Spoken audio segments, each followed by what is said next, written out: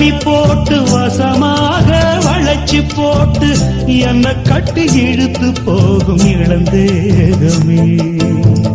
தூரப்பட்டு கலந்திடாம குறையேதும் நடந்திடாம ஆசைப்பட்டு அழைக்க வேணும் மகராசனே. முன்ன பின்ன அறிஞ்சதில்ல முறையாக தெரிஞ்சதில்ல சின்ன சின்ன தவறனியும் பொறுத்தாக வேணுமே. புத்தகத்தில் படிக்கவில்லை புரியாம நடிக்கவில்லை வித்தைகளை விவரமாக வெளியாக்க வேணுமே. இந்த மேனி இன்பத்தோணி